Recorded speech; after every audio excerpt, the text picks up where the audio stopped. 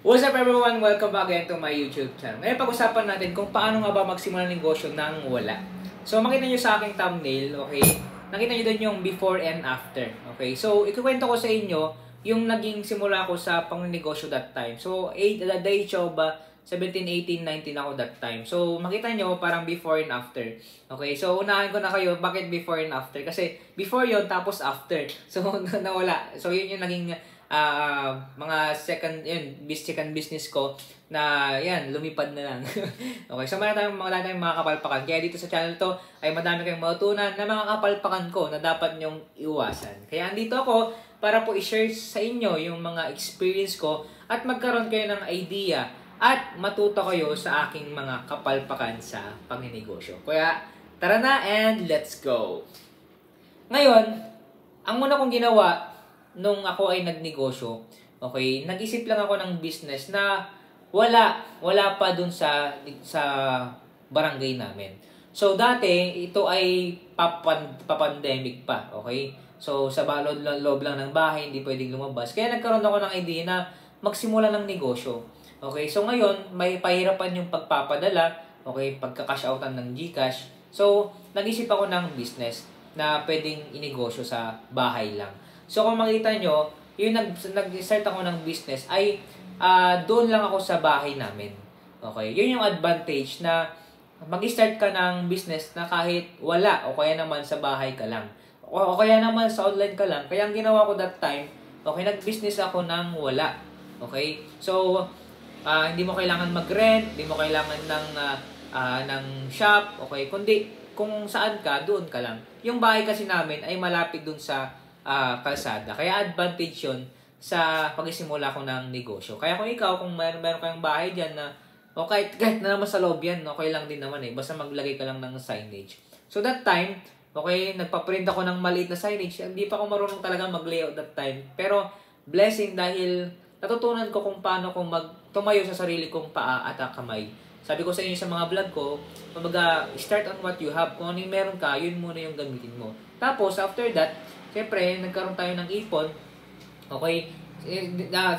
Kumbaga, nagkwento na rin ako sa inyo sa mga vlog ko. Kung hindi nyo pa napanood yun, nood kayo sa aking mga vlog kung paano nga ba akong nag-close deal o kaya mag-sales stock. So, sige, papyawan lang natin yung ginawa ko na paano ako nag-start ng wala. So, dati kasi ay konti yung fund ko o kaya wala talagang fund. Minsan nagagastos ko yung fund, yung puhunan ng business ko. So, wala akong fund. So, ginagawa ko, paano ko na-execute yung pre-sale o kaya magsimula ng negosyo o kaya naman nagdi-negosyo ka na wala kang kapital. Okay, so sa GCash cash in and cash out kasi, kailangan mo dyan ng kapital o kaya cash o kaya pera. Pero dahil minsan ay wala, okay, talagang wala tayong puhunan. So ang ginagawa ko, so pag meron magpapa-cash out na 1K, sabi ko, send nyo po muna sa akin sa GCash tapos i-withdraw ko po yan sa bayan. Okay, so wala akong fund nun. Okay, so meron lang akong GCash. Okay, meron akong cellphone, meron akong signage. Okay, so sabi ko, i-deliver ko na sa inyo sa bahay nyo. Okay naman, balikan nyo po. So yung iba talagang, sige, yan. So meron akong fee na 30 pesos, 20 pesos. Meron akong 20 pesos.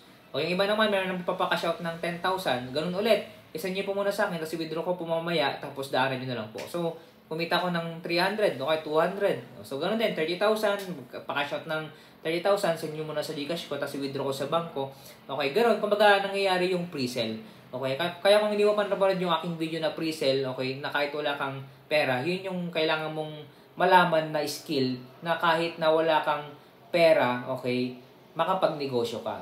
So, paano naman yung cash in? So, ang ginagawa ko dun sa cash in naman, ganun, bigay nila sa akin yung pera, magbayad muna kayo, tapos i-send ko mamaya, magpapakarga lang ako dun sa bangko o kaya sa bayan ng GCash, tapos i-send ko sa inyo. So, yung tiwala, ibibuild mo talaga.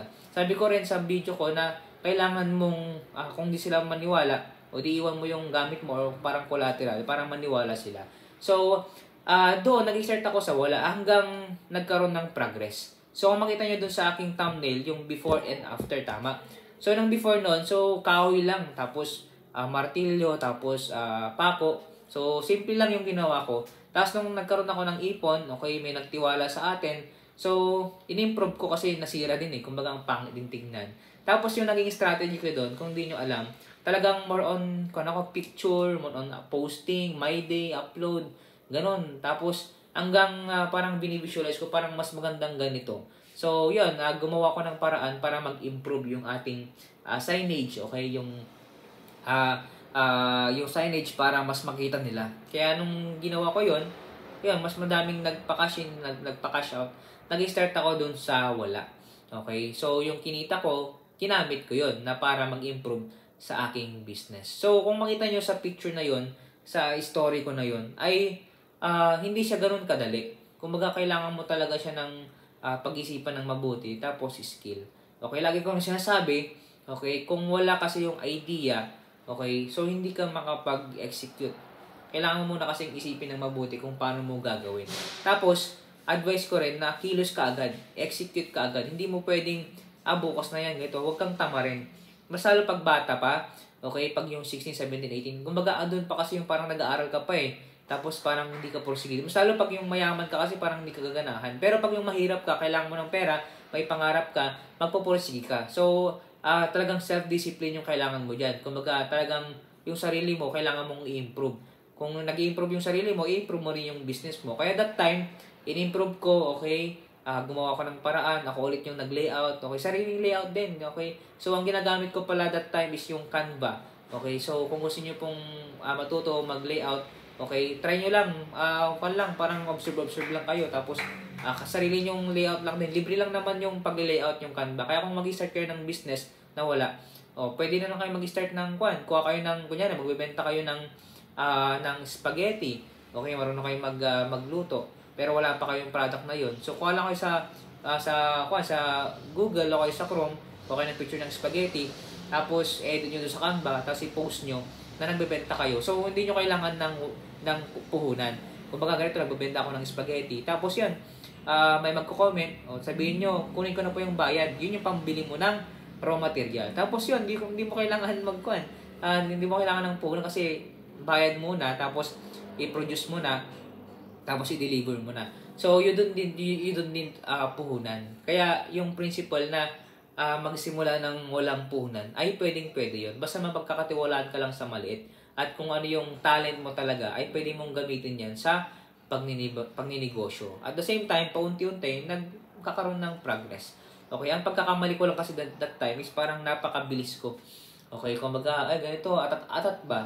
Kaya nga like kong ina-advise sa inyo, pag bala talaga, atat, kumbaga hindi makapaghintay. Okay, kaya nga yung iba, ang dami nag-aasawa agad kasi yung delay gratification. Meron tayong video na delay gratification, pwede nyo panoorin yun. Kasi kailangan nyo rin ma-exercise, maging habit yung delay gratification. Na, taste muna, yung ipon nyo muna, dyan muna. Tapos kung ano yung meron, yun muna. Kasi nasanay tayo sa kung ano yung wala, yun yung hanapin nyo. Sanayin natin yung kung ano yung wala sa atin, yun muna yung gamitin natin. At the same time, delay gratification, i-delay muna natin yung parang gusto natin, focus muna tayo dun sa ating goal. Okay, kaya kilos-kilos lang, okay? Actually, kailangan talaga ating trabahuhin kapag ikaw ay nagninegosyo. Kailangan mo ng kilos pag kilos. Okay, kasi naniniwala ko sa Bible na yan, kapag hindi ka nagtrabaho, hindi ka kakain. Okay, at the same time, ang meron din principle doon na pag yung, nagpipray ka nga, pero kailangan mo rin aksyonan. Kailangan mong trabahuhin or kailangan mo ng kilusin. Huwag nang ipagpabukas pa.